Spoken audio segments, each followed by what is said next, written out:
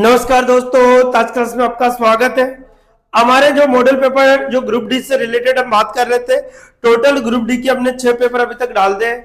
आज हमारा paper number 7 रहेगा दोस्तों, उसके बारे में हम डिस्कस करने वाले हैं। पेपर नंबर 7 के अंदर किस टाइप के क्वेश्चन एग्जाम में पूछे गए, उन सभी क्वेश्चनों के बारे में डिस्कस करने वाला हूं। तो देखिए दोस्तों, हमारा जो क्वेश्चन नंबर आज का रहेगा पहला क्या है आपका पहला क्वेश्चन। आप लोग इस वीडियो को ज्यादा से अपने दोस्तों को शेयर कीजिए ताकि वो बच्चे जो घर बैठे इसकी तैयारी कर रहे हैं उसका बेनिफिट मिल सकता है। तो देखिए दोस्तों, यहाँ पर आपको निम्न में से एक प्रमेय संख्या नहीं है। कौन सी संख्या प्रमेय संख्या नहीं है? इन सभी संख्याओं से प्रमेय संख्या नहीं है। तो देखो, इन संख्याओं का वर्गमूल निकल जाता है, इन संख्याओं का वर्गमूल निकल जाता है, इसका भी वर्गमूल निकल जाता है, इसका भी वर्गमूल निकल जाता है। जिन संख्याओं के वर्गमूल निकल जाएंगे सभी क्या होगी? प्रमेय नहीं होती है। ये तो क्या है दोस्तों? प्रमेय संख्या। ये क्या है? ये भी प्रमेय संख्या है। और ये भी क्या है दोस्तों? प्रमेय संख्या। अब हमसे पूछना ही नहीं है तो कौन सी नहीं होगी दोस्तों? ये वाली। कैसे? यहां पर आपको 125 दे रखा, किसका भाग देंगे? 5 का, फिर 5 का। अब वर्गमूल में दो दो के जोड़े बनते, तो इसका जो वर्गमूल निकलेगा वो कितना होगा? 5√5 होगा। अब 5 तो क्या है दोस्तों? अप्रमेय संख्या। 5 तो क्या है दोस्तों? अप्रमेय संख्या। अर्थात जिन संख्याओं के वर्गमूल नहीं निकलते वो सभी संख्या अप्रमेय होती है, और जिन संख्याओं के वर्गमूल निकल जाते हैं वो सभी संख्या क्या होती है? प्रमेय संख्या। तो इसका जो एग्जैक्ट आंसर होगा हमारा वो क्या होगा दोस्तों? सी ऑप्शन होगा। अंडरूट के अंदर कितना आएगा? 125। Okay, question number 2। देखिए क्वेश्चन नंबर 2 क्या कहता है? निम्नलिखित संख्या को व्यंजन को सरल करना है, किस प्रकार इसको हल करना होगा? तो हमारे पास 0.25 दे रखा है, भाग चिन्ह है तो गुणा बदल लीजिए। 1/0.0025 मल्टीपल 0.25 आपको 0.25 दे रखा है, इंटू 2.5 दे रखा है। ये आपको दे रखा है सवाल। इस सवाल के अकॉर्डिंग हम देखें, यहां से पॉइंट हटाएंगे, कितनी संख्या के बाद जीरो लगेगा वो सारी चीज देखते हैं। तो यहां से पॉइंट हटाया तो हमारे पास लगे 2 जीरो, यहां से पॉइंट हटाएंगे तो कितने जीरो लगेंगे दोस्तों? 4 जीरो, ये 4 जीरो। यहां से पॉइंट हटाएंगे तो कितना लगेंगे? 3 जीरो, और यहां से पॉइंट हटाएंगे तो कितने जीरो? 1 जीरो। अब हमारे पास देखो टोटल कितने जीरो, इन सभी के बारे में देखते हैं। 2 जीरो यहां से कैंसिल और 2 जीरो यहां से कैंसिल, ये आपके पास खत्म हो गया। अब हमारे पास 25 से तो 25 कैंसिल हो गया। 25 इंटू 25 कितना होगा दोस्तों? 625 बटे कितना आ गया? 100, अर्थात 6.25 आपका कितना होगा? 6.25 आपका क्या होगा? एग्जैक्ट आंसर कितना होगा? 6.25, अर्थात ए ऑप्शन में आपको दे रखा। कौन से ऑप्शन में दे रखा दोस्तों? ए ऑप्शन में। आप लोग इस वीडियो को ज्यादा से ज्यादा अपने दोस्तों को शेयर कीजिए ताकि जो भी दूर दराज में घर बैठे जो बच्चे तैयारी कर रहे हैं उन सभी के इसका बेनिफिट मिल सकता है। आज का हमारा नेक्स्ट क्वेश्चन रहेगा क्वेश्चन नंबर 3। देखिए बहुत ही सिंपल, इसी प्रीवियस पर आपके एग्जाम में पूछे जाते हैं क्वेश्चन। किस प्रकार के सवाल एग्जाम में आते हैं वो सभी मैंने डिटेल से इस प्रकार से ले रखे। ध्यान रखें, यहाँ पर जो सवाल दे रखा है उसको ध्यान से समझो। यहाँ पर 10 है, यहाँ पर इस प्रकार से दे रखा 33 है, आपके पास 71 है, प्लस अंडरूट के अंदर कितना है? 12, और यहाँ पर क्या है? 64। कितना है? 64। अब देखो यहाँ पर यदि 3 है तो घनमूल है, 4 है तो चतुर्मूल है, 2 है तो अंडरूट है तो वर्गमूल है। ध्यान रखें। तो देखिए दोस्तों, इसका जो घनमूल होगा कितना निकलेगा? 4। कितना निकलेगा दोस्तों? 4। तो हमारे पास 10, यहां पर 3 है, यहां पर 3 प्लस यहां पर कितना है दोस्तों? अंडरूट का 12 प्लस कितना होगा? 4। इन दोनों को जोड़ेंगे तो कितना होगा? 16। अब 16 का वर्गमूल हमारे पास कितना होगा दोस्तों? 4। कितना होगा? 4। हम 4 को यहां जोड़ देते हैं। अब यहां से देखिए तो आपको 10 3 प्लस कितना होगा? 4 होगा। जब इनको हम जोड़ते हैं तो हमारे पास स्थिति क्या होगी? 10 प्लस यहां पर आपके पास घनमूल होगा कितना होगा? 3 3 7 5 हो जाएगा। इसका घनमूल होगा जो कितना होगा दोस्तों? हमारे पास 10 प्लस कितना होगा? 15 होगा। दोनों को हम जोड़े तो 25, और 25 का वर्गमूल कितना होता है? 5, और 25 का वर्गमूल कितना होता है दोस्तों? 5 कितना होता है? 5, अर्थात ऑप्शन नंबर ए बी आपका एग्जैक्ट राइट होगा। कौन सा ऑप्शन होगा दोस्तों? बी ऑप्शन आपका क्या हो जाएगा? एग्जिट है। इसी प्रकार से बहुत ही शानदार ये क्वेश्चन था आपका। Next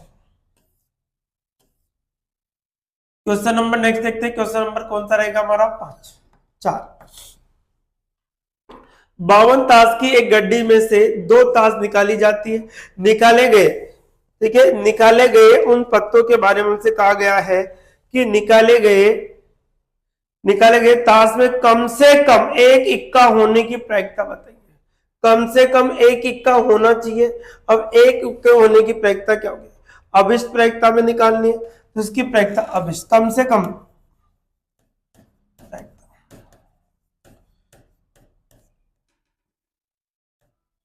1 minus P. अब संभावित स्थिति है यहाँ पे 1 माइनस। अब टोटल कितने? 52 ताशों की गड्डी में से देखिए 2 ताश निकाली जाती है, कम से कम एक होने की प्रायिकता क्या होगी? एक ताश।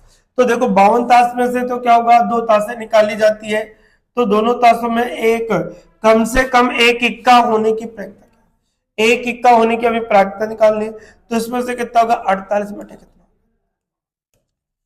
फिर देखिए 2 ताश 2 बार है, एक गड्डी से 2 ताश निकाली जाती है, ठीक है, गड्डी से कितनी ताश है? 2 ताश निकाले।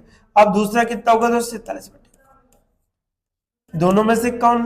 अब ताश तो एक कम हो गए तो हमारे पास बचेगी। अब देखो 4 से कट रहा है कितना? 4 एकम 4, 4 एकम 4, 4 तिया 12 हो गया। 1 माइनस 12 इंटू बटे कितना हो गया? 13 इंटू। अब हम गुणा करते तो कितना होगा? 13 इंटू 13 एकम 13, 13 पंजे कितना होगा? 13 एकम 13, 13 मुझे 65 एक 66, ठीक है, 13 एकम 13।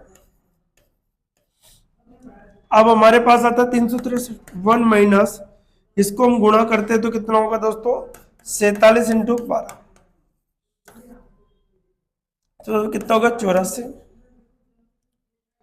12 चौक 48, 49 50 56, तो ये हो गया 564 बटे 663। इसका एलसीएम लेंगे, हमारे पास आएगा 663 माइनस 663 माइनस 564, तो यहां बचेगा एक, सॉरी 9 से 5, तो यहां पर भी 9 बटे कितना होगा दोस्तों? 3 से काटो 3 बार, 3 बार, ये कट रहा है 2 2 1, अर्थात 33 बटे कितना आएगा हमारे पास? 221। 33 बटे कितना आ गया दोस्तों? 221। 33 बटे कितना आ गया? 221, अर्थात ऑप्शन नंबर आपका एग्जिट राइट होगा। 33 बटे कितना आ गया? 221, जो कि ऑप्शन नंबर ए में आपको दे रखा। तो देखो यहाँ पर 52 ताश के गड्डी में 2 ताश निकाले जाते हैं। निकाले गए ताशों में कम से कम एक इक्का होने की प्रायिकता, तो कम से कम जब 2 ताश निकाली जाएगी कम से कम, तो इसका टोटल जो ताश कितना? 48 बटे कितना होगा? 52 होगा। यहाँ पर एक कम होगा, अर्थात 2 बार निकाले तो 47 बटे कितना, ये ध्यान रखें। ओके, नेक्स्ट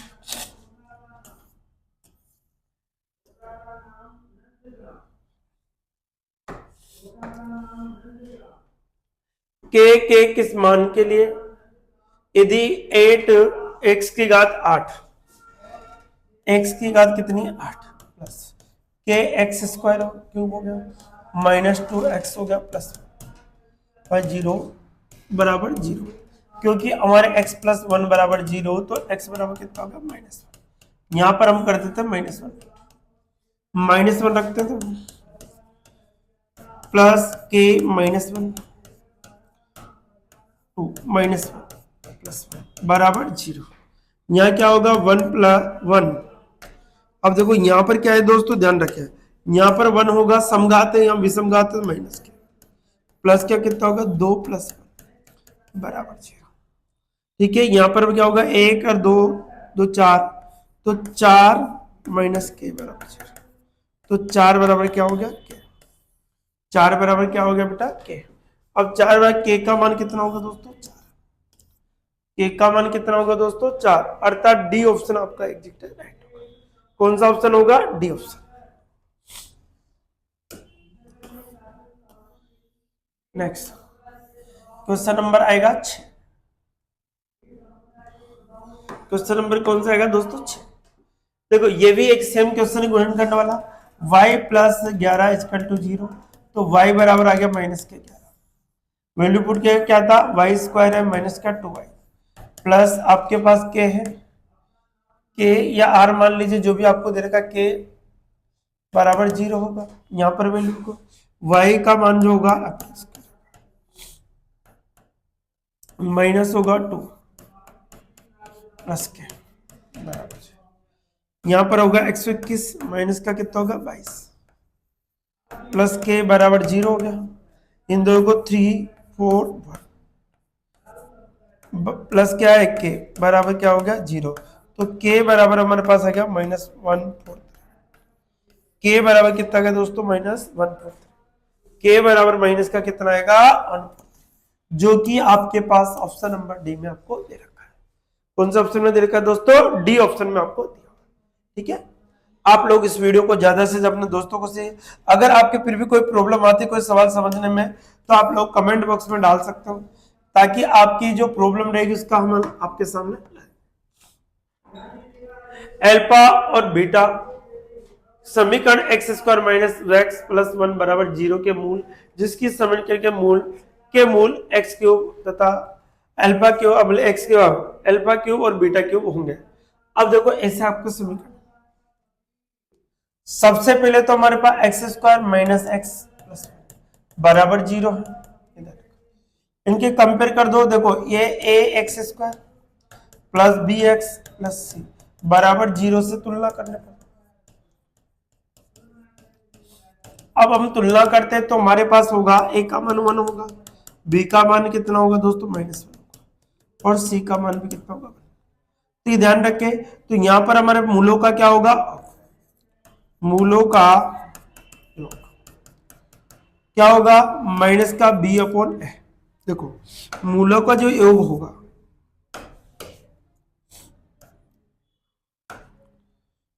मूलों का क्या होगा योग, अल्फा प्लस क्या होगा बीटा, तो यहां पर जो मान होगा माइनस का बी अपॉन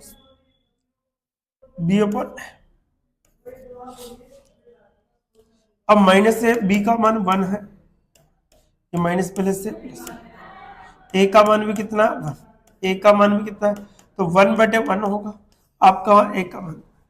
फिर देखो दूसरा होगा मूलों का क्या होगा दोस्तों, गुणनफल, क्या होगा गुणनफल, अल्फा इंटू बीटा माइनस सी अपॉन है। अब माइनस सी अपॉन है, सी का मान -1 होगा, इसका मान अर्थात कितना आएगा -1, सी प्लस का है, सॉरी सी प्लस क्या दे रखा हमारे पास सी है, तो यहाँ प्लस, यहाँ पर भी प्लस का है, प्लस का ही 1 आएगा, प्लस का कितना होगा दोस्तों 1 होगा। अब हमसे क्या पूछा कि अल्फा क्यूब और बीटा क्यूब के जो मूल है उनकी वैल्यू क्या होगी, आपसे ये पूछा। ठीक है, इनकी वैल्यू क्या होगी वो आपको निकालना है। अब इसका आंसर किस प्रकार से देना होगा, आपको ये चीजें ध्यान रखें। तो देखो अल्फा क्यूब प्लस बीटा जो मान होगा उसको किस प्रकार से निकालेंगे, तो अल्फा प्लस बीटा का क्यूब होगा -3 alpha beta plus alpha plus beta. अब देखो अल्फा क्यूब, अल्फा और बीटा का जो मान है, अल्फा प्लस बीटा का जो मान है 1 का क्यूब कर देंगे, -3 अल्फा इंटू बीटा का मान कितना है दोस्तों 1 है, यहाँ पर 1 है। ठीक है, अल्फा इंटू बीटा का मान, फिर यहाँ पर भी क्या है 1 है, तो यहाँ पर 1 - 3 हो गया, तो हमारे पास कितना बचा माइनस का कितना बचा दोस्तों 2 बचता है, यहां से क्या बचेगा माइनस का क्या बचेगा 2। ये ध्यान रखें, तो हमें समीकरण के अंदर वैल्यू रखनी है, समीकरण के अंदर क्या रखनी है, इसकी वैल्यू रखनी है। ध्यान रखें कि किस प्रकार इसका आंसर बनेगा। तो देखो एक्स स्क्वायर माइनस, यहां पर माइनस का 2 हो गया, इनका क्या होगा तो क्या बनेगा हमारे पास, तो एक्स स्क्वायर होगा। ठीक है, इसके अकॉर्डिंग हमारे पास होगा माइनस का 2 आ गया इसका। ठीक है, इसके साथ x आएगा प्लस आपके पास होगा वो क्या होगा 126 बराबर 0, तो x square plus 2x plus 1, अर्थात ये समीकरण का आपके पास निर्माण हो जाता है, x square plus 2x plus 1 बराबर 0, अर्थात ए ऑप्शन। कौन सा ऑप्शन होगा दोस्तों, ए ऑप्शन आपके पास है एग्जैक्ट राइट। कौन सा होगा, ए ऑप्शन आपके पास क्या हो जाएगा exact right. Okay, question number 8,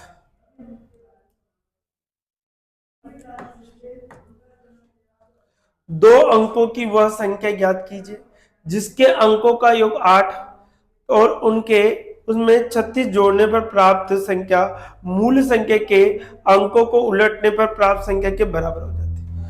प्राप्त संख्या मूल क्या हो जाती है, इसके बराबर हो जाती है, ये ध्यान रखें।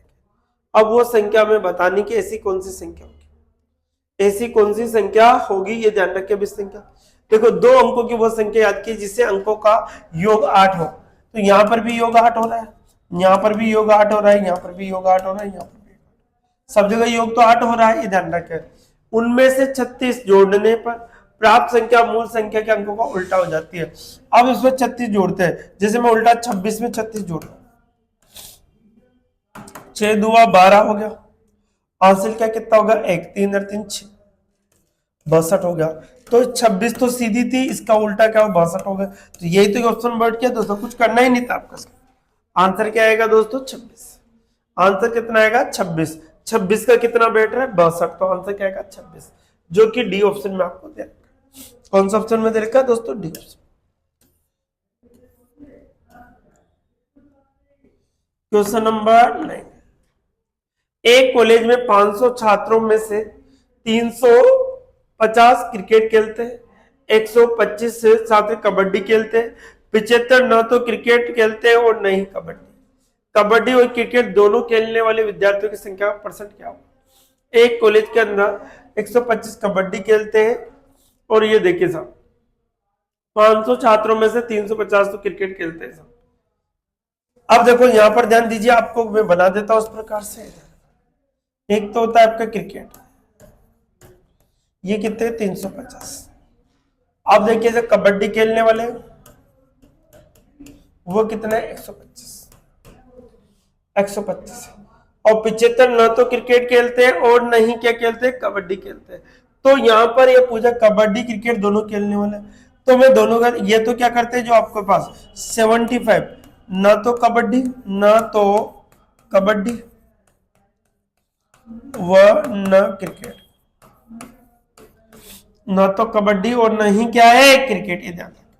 अब यहां से हम देखें तो क्या स्थिति बना, तो टोटल खेलने वाले कितने होंगे, देखो टोटल तो कुल कितने होंगे, कुल देख लो यहां से, कुल हम निकाल के देखते थे कितना होगा दोस्तों 350, तो एक हो गया, फिर आपके पास 125 अलग हो गया प्लस 75 हो गया। तो यहाँ पर देखो कितना होगा दोस्तों, यहाँ को जोड़े 5 और 5 10 हासिल के 1 हो गया, यहाँ पर 7 रेखा 8 2 10 10 5 15 को 5 हासिल के 1 2 4 450। तो कितने एक्स्ट्रा आए हमारे पास 550, कितना गया दोस्तों 550। हमारे पास स्टूडेंट कितने हैं, हमारे पास स्टूडेंट कितने हैं 500, लेकिन यहाँ पे कितना है 550, तो ये पर माइनस आएगा कॉमन वाला, अर्थात 50 क्रिकेट और कबड्डी दोनों विद्यार्थी खेलते हैं।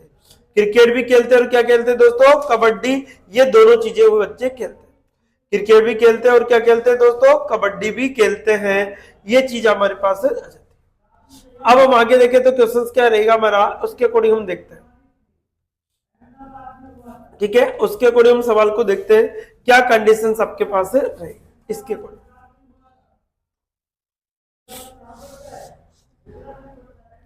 इन पर अब दोनों खेलने वाले, तो दोनों खेलने वाले टोटल कितने हैं दोस्तों 50, कि नहीं दोनों खेलने वाले टोटल कितने थे 500 इंटू कितना हो गया 100, 2 जीरो से 5 से कट 10, अर्थात आंसर कितना के 10%। आंसर कितना आएगा दोस्तों 10%, कितना आएगा 10%, जो कि डी ऑप्शन में आपको क्या आएगा डी ऑप्शन में।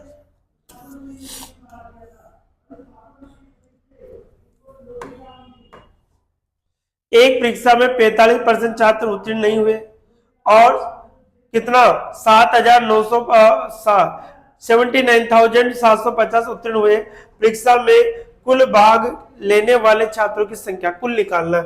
तो देखो ये तो क्या थे दोस्तों हमारे पास उत्तीर्ण नहीं हुए, अनुत्तीर्ण, ये तो क्या है अनुत्तीर्ण, कितना है 45, तो उत्तीर्ण कितने आएंगे, उत्तीर्ण आएंगे 100 माइनस 45, कितना हो गया दोस्तों 55, कितना हो गया 55, उत्तीर्ण के बराबर उत्तीर्ण होगा तो 55% के बराबर हो गया आपके पास 7,900,79750। अब 55 बटे कितना आ गया 100, बराबर 79750। 11 से कट रहा है 5 बार, 11 से 11 77, 11 2 22, 11 5 55 0। 5 से काट दो, 5 से काटो, 5 से कितने बार, 5 एकम 5 हो गया, और 5 चौक 20 हो गया, 5 पंजे 25 होगा, और 0 इसको इधर गुणा करो, टोटल होगा 145,000, अर्थात इकाई दही सैकड़ा, हजार, 10,000, लाख, 1,45,000 आपके पास, अर्थात डी ऑप्शन आपका कितना होगा दोस्तों, डी ऑप्शन आपका। देखो उत्तीर्ण के बराबर उत्तीर्ण करना होता है और अनुत्तीर्ण के बराबर अनुत्तीर्ण करना होगा, तो इसका जो आंसर होगा वो डी ऑप्शन आपका एग्जैक्ट राइट हो जाएगा। नेक्स्ट,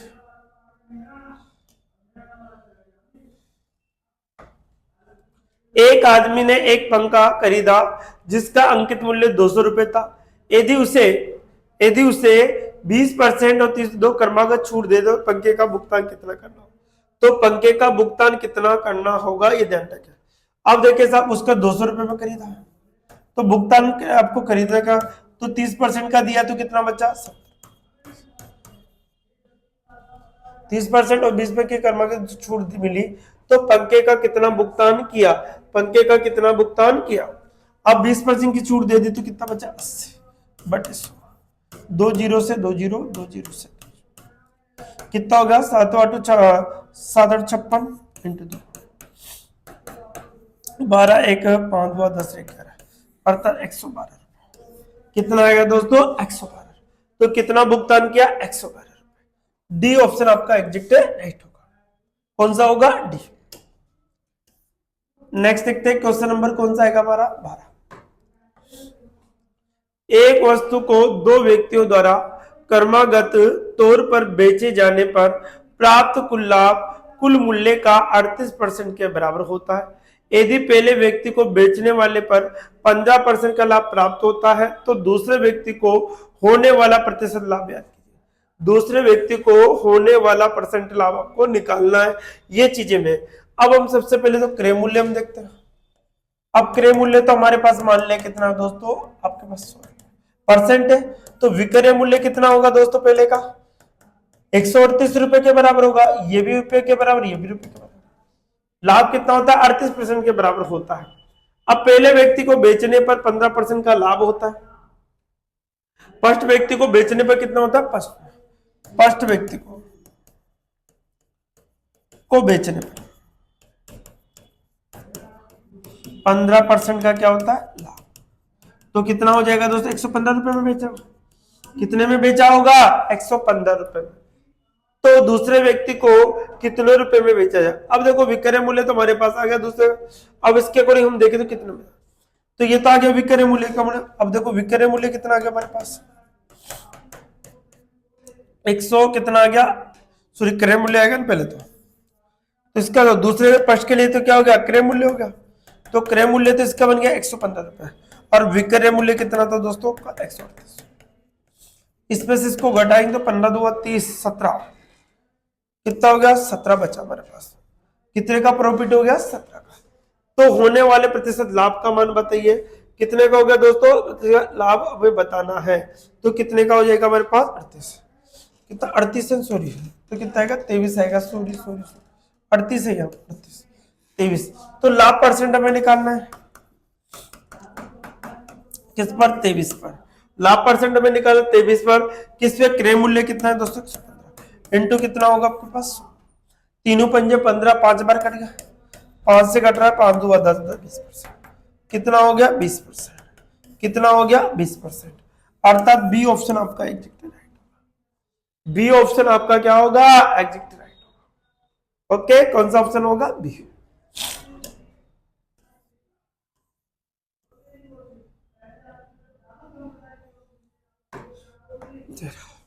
निम्नलिखित में से कौन सी संख्या √5 और √7 के बीच में आने वाली एक परमेय संख्या बताइए? बहुत अच्छा क्वेश्चन है दोस्तों।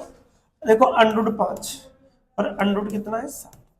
इसका मान होता है 2.25 पे लगभग, और इसका मान होता है 2.67 के लगभग होता है। ये डाटा इसकी वैल्यू में बता। अब यहाँ पर आपको पास ये तो होगा नहीं, ये भी नहीं होगा। अब आंसर तो इस भी नहीं होगा, तो आंसर ये होगा, क्योंकि 2 सही 2 बटे कितना है? 5, अर्थात 2 पॉइंट कितना है? 5 चौक 20 हो गया, 5 दूना 10, 5 चौक 20, 2.4 किसके मध्य आएगा, इसके मध्य। तो आंसर कौन सा होगा दोस्तों आपके पास, सी ऑप्शन।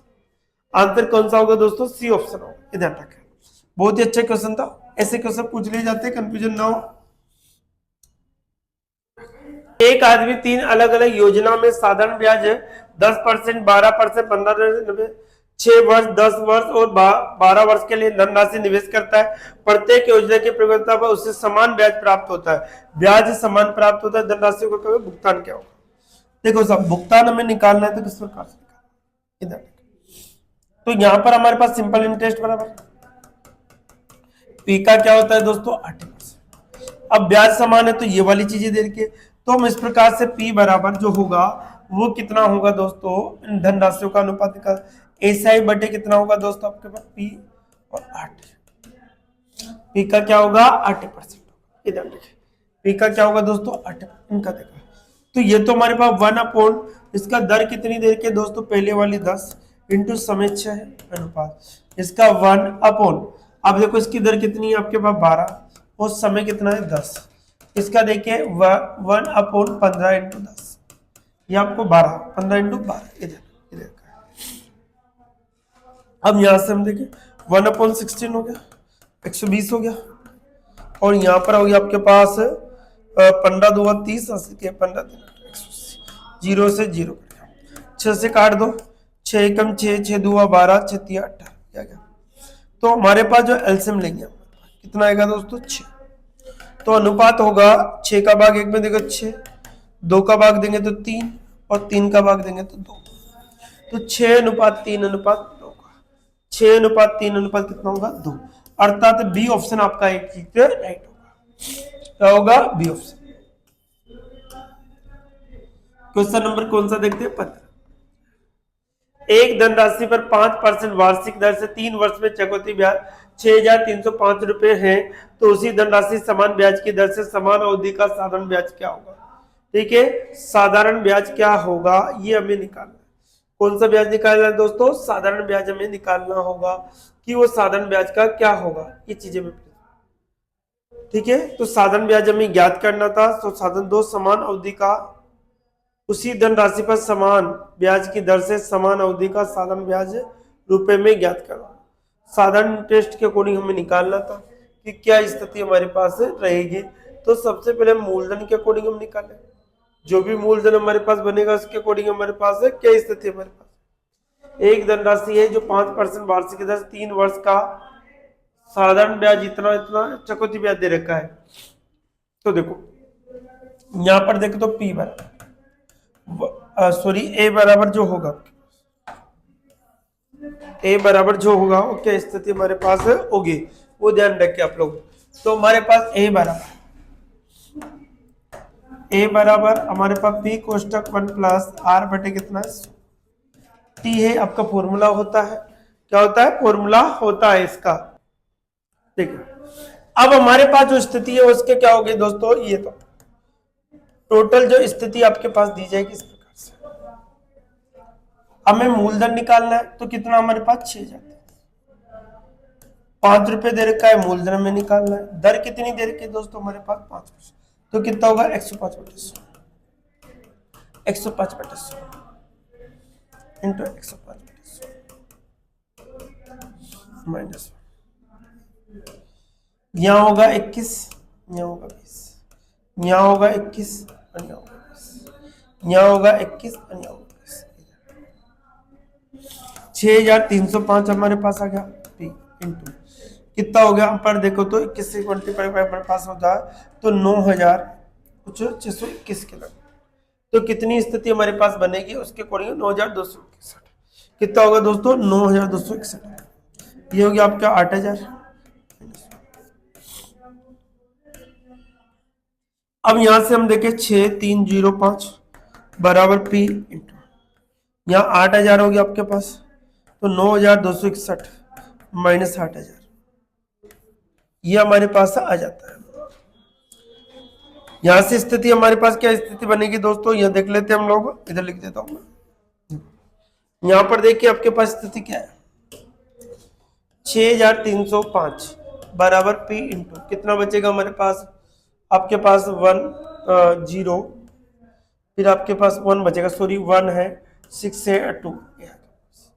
अब देखिए साहब यहाँ पर हमारे पास एक तो 1, तो इसके अकॉर्डिंग हमारे पास निकालना है कि कितना होगा, 12 पंजे 60 हो गया, या 30, ये कट रहा है आपके पास बटे कितना 8000, बटे कितना 8, ये कट रहा है 5 बार, इससे गुणा करूं, 8 पंजे कितना होगा 40,000, 8 पंजे कितना होगा दोस्तों 40। तो ये तो मूलधन आ गया। हमें निकालना है साधारण ब्याज, सिंपल इंटरेस्ट ब्याज क्या होता है, पी का 80%। तो मूलधन तो कितना आ गया 40,000, इंटू दर कितनी है 5, समय कितना है 3, बटे कितना है 100, इससे गुणा कर दो, तो कितने 5 दिया 15, 1560, अर्थात 6,000 रुपए। कितना होगा दोस्तों 6,000। कौन सा होगा, सी बी ऑप्शन आपका एग्जैक्ट राइट होगा। कौन सा होगा 6,000। नेक्स्ट, सोने और चांदी को 8:12 के अनुपात में इस प्रकार से मिलाया जाता है कि यदि 30 केजी सोने का उपयोग किया जाता है तो पिघले हुए सोने का वजन कितना था। देखो सोना और चांदी, सोना और क्या है दोस्तों चांदी, अब इसका अनुपात कितना 8 अनुपात कितना है 12, तो कितना हो गया, अब देखो 8x प्लस 12x, तो टोटल कुल कितना हो गया 8x प्लस 12x बराबर 20x हो गया। ठीक है, यदि 30 केजी सोने का उपयोग किया जाता है तो पिघले हुए सोने का मिश्रण कितना था। अब देखो 30 केजी जो सोने का मिश्रण, अब 30 केजी सोने का उपयोग किया जाता है तो पिघले हुए सोने का मिश्रण, तो सोने का मिश्रण कितना होगा देखना है। तो टोटल तो देखो कितना है दोस्त, इसका अनुपात कितना है 8, किसमें से 20 में से, इंटू कितना है 30 केजी, 0 से 0 कट गया, 2 से कट रहा है 4, अर्थात 4 से कितना हो गया हमारे पास 8। तो इसके अकॉर्डिंग हमारे पास जो क्या 30 केजी सोने का जो मिश्रण है उसके अकॉर्डिंग हमें आंसर निकालना है कि क्या स्थिति हमारे पास बनेगी। तो कुल जो मिश्रण है उसके अकॉर्डिंग, तो हमारे पास टोटल जो मिश्रण है उसके अकॉर्डिंग से 8 केजी सोने का चांदी के अकॉर्डिंग मिश्रण का वजन याद कीजिए, पिघले हुए मिश्रण का वजन आपको निकालना है, सोने का वजन निकालना है दोस्तों। यहां से तो इवेंट में तो देखो यहाँ पर टोटल मिश्रण कितना है 20, उसमें सोना कितना है 8, इंटू टोटल कितना केजी है, इससे काटो तो देखो 4 से कट रहा है 2 बार, 4 पंजे 20, 2 से कट रहा है कितने 15, 15 बचे कितना होगा 75, अर्थात कितना आएगा 75 केजी। कितने केजी आना चाहिए 75 केजी, जो कि डी ऑप्शन में आपको दे रखा है। कौन से ऑप्शन में दे रखा है दोस्तों, डी ऑप्शन में आपको दे रखा है। ठीक है, नेक्स्ट क्वेश्चन नंबर नेक्स्ट है हमारा, आलोक और अनिल की वर्तमान आयु का अनुपात 3:4 है। एक तो आलोक है, एक क्या है दोस्तों आपके पास अनिल, इनकी आयु का अनुपात 3 अनुपात कितना है 4, शादी करो उसकी 3x इसकी 4x। अब क्या कहना है, यदि आलोक 20 वर्ष आयु 20 वर्ष से 20 वर्ष बाद 62 हो जाती है आलोक की, तो 3x प्लस 20 वर्ष कितने हो गए 62 हो गए, तो कितना होगा 3x बराबर कितना होगा 62 माइनस कितना हो गया आपके पास 20, तो 3x बराबर कितना गया 42, 3 से काटो 3 एकम 3 चुक 12 14, x बराबर कितना गया 14। ठीक है, हो जाता। तो अनिल की वर्तमान आयु बताओ, अनिल, अब देखो अनिल कहाँ है, ये रहा अनिल की वर्तमान आयु। अब अनिल की वर्तमान आयु कितनी है, अनिल कितने का देखो अनुपात क्या जुका, तो 4 इंटू 14, ठीक है 4 इंटू कितना होगा 14 हो जाएगा। तो अनिल की वर्तमान आयु में निकालनी है तो कितनी हो जाएगी, कितना होगा दोस्तों 14 चौ कितना होगा 56, कितना आएगा 56 वर्ष, जो कि कौन से ऑप्शन में दे रखे डी ऑप्शन, कौन से ऑप्शन में दे रखे डी ऑप्शन में आपको दिया हुआ। ओके, नेक्स्ट आपके पास आता है क्वेश्चन नंबर 18, यदि किसी समांतर चतुर्भुज के एक कोण का माप उसके सबसे छोटे कोण के माप के दुगने से 48 डिग्री कम है तो समांतर चतुर्भुज के सबसे बड़े कोण का माप याद करें। समांतर चतुर्भुज के सबसे बड़े कोण का माप आपको निकालना है। ठीक है, अब देखो समांतर कोण का जो मान है, क्या स्थिति हमारे पास है नहीं। समांतर कोण हम बना लेते पहले। समांतर कौन सा है, चतुर्भुज।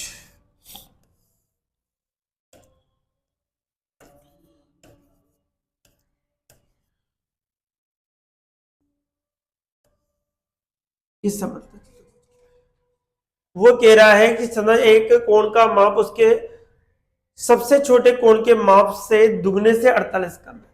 अब देखो समांतर कोण के अकॉर्डिंग हम जानते हैं दोनों की जो आमने सामने वाली जो भुजाएं इनका योग 180 होगा, तो इसका मान x प्लस वाई का जो मान है 180, x प्लस वाई का मान जो होगा कितना होगा दोस्तों 180 डिग्री होगा।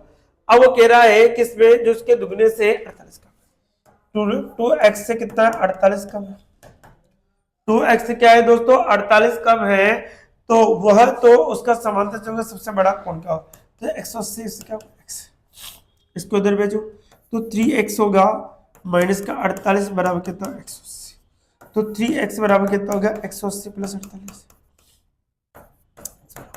8 हो गया, 12 को 2 80 कहते हैं, 3 7 21, 3 6 18, x बराबर कितना होगा 76, x बराबर तो कितना होगा 76, तो सबसे बड़े कोण का मान क्या होगा, तो सबसे बड़े कोण का मान क्या होगा। अब सबसे बड़े कोण का मान हमें निकालना है दोस्तों, तो इसके अकॉर्डिंग देखो ये तो हो गया x की वैल्यू, ये तो किसके आगे x की वैल्यू आगे हमारे पास x और y का अकॉर्डिंग, तो बड़े कोण का मान जो होगा कितना होगा, तो देखो 180 में से घटा के देख लीजिए आप लोग सबसे बड़ा, तो 176 सॉरी 180, 180 माइनस तो कितना बचेगा 0,4, 104 क्या आएगा दोस्तों 104, जो कि कौन सा ऑप्शन में दे रही है, डी ऑप्शन में आपको देगा। तो सबसे बड़े कोण का जो मान होगा कितना होगा दोस्तों 104 डिग्री, कितना होगा 104। क्वेश्चन नंबर कौन सा आ गया हमारा 19, कौन सा आ गया 19, एक समांतर चतुर्भुज एबीसीडी में यदि कोण इस प्रकार से एबीसी बराबर 40 डिग्री तो एबीडी का मान क्या होगा। देखो समांतर सम चतुर्भुज, सम चतुर्भुज ध्यान रखो, सम चतुर्भुज देखो, सम चतुर्भुज के जो एक विकर्ण होते हैं एक दूसरे को 90 डिग्री पे काटते हैं, ये वाले जो कोण है वो कितने 90 डिग्री, ये विशेष का ध्यान रखनी होती है। अब ए बी सी डी आपको दे रखा है, ए बी सी और डी ये आपको दे रखा है, जहां कोण है ए सी बी आपको 40 डिग्री का, ए सी बी आपको 40, ये 40 डिग्री, ठीक है। तो ए डी बी का मान बताओ, A D B, A D B, A D B इसका मान, इसका मान। तो देखो दोस्तों यहां से हम देखें समांतर बराबर, तो ये 40 से 50 90 ये 50 डिग्री होगा, ये 50 है तो एकांतर कोण बन रहा है तो भी 50 डिग्री होगा, तो इसका जो मान होगा कौन सा होगा, एडीबी का जो मान होगा वो कितने डिग्री आ जाएगा दोस्तों, कौन सा कोण है एकांतर कोण है, जेड की आकृति वाले कोण एकांतर कोण, इसलिए जिसका आंसर होगा आपके पास ए ऑप्शन। क्वेश्चन नंबर आपके पास आ जाता है 20, P एक समांतर चतुर्भुज एबीसी की भुजा BC का ऐसा मध्य बिंदु है जिससे कोण इसके बराबर है, देखो ये ध्यान रखें, एक समांतर ये एक मध्य बिंदु बन गया क्या, ये देखो ठीक है, इसके मध्य बिंदु की हम बात करते हैं, तो क्या मध्य बिंदु देखो ABCD हमें निकालते हैं, तो ए है बी है सी है और डी, पी मध्य बिंदु हम ले लेते हैं। अब देखो BC BC ये BC जो दे रखा है आपके पास है BC, तो यहाँ पर आएगा AB, तो यहाँ B आएगा, यहाँ C आएगा, यहाँ D कर दो, यहाँ पर BC का एक ऐसा मध्य बिंदु है जो कि कोण BAP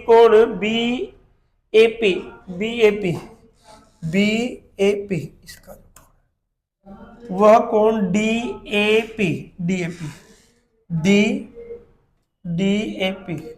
ये बराबर है, ये क्या है दोनों कोण बराबर है दोस्तों, ये बराबर है, मतलब ये एक दो बराबर 45 जो भी कोण होगा उसके अकॉर्डिंग बराबर भाग में बांटता है। समांतर चतुर्भुज है 90 डिग्री के काटता है, तो इसके अकॉर्डिंग देखो ये समबाहु त्रिभुज के अकॉर्डिंग जो मध्यभुज है इसकी जो एडी की मान है, एडी का जो मान है वो एडी का जो मान है 10, तो ये 10 है तो ये भी 10 होगा, मध्य बिंदु पे 5 तो ये भी 5 5 होगी, तो सी डी का मान क्या होगा, तो सी डी का मान क्या होगा, तो ये बराबर है, दोनों कोण बराबर काट से समबाहु त्रिभुज बन जाएंगे, क्योंकि ये कोण भी क्या हो जाएंगे, बराबर बराबर आ जाएंगे। ठीक है, इसके अकॉर्डिंग हम देखें तो इसकी भुजाएं भी बराबर होगी, तो इसके बराबर ये कोण आया, तो इसका मान सी डी का मान निकालना होगा, तो सी डी कितना आएगा दोस्तों, 5।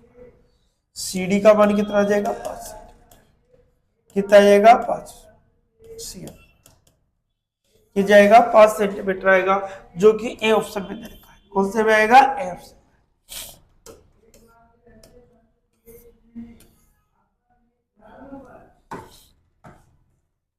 एक समांतर चतुर्भुज ऊंचाई इसके संगत आधार 2 गुनी है, समांतर चतुर्भुज का क्षेत्रफल इतना है, समांतर चतुर्भुज ऊंचाई क्या होगी। अब देखो समांतर चतुर्भुज की क्या निकालनी दोस्तों, ऊंचाई। क्या निकालनी, इसकी ऊंचाई निकालनी समांतर चतुर्भुज की। अब ऊंचाई का क्या होगा दोस्तों, ऊंचाई क्षेत्रफल और क्या होगा नीचे आधार, आधार की क्या हो जाएगी, ऊंचाई।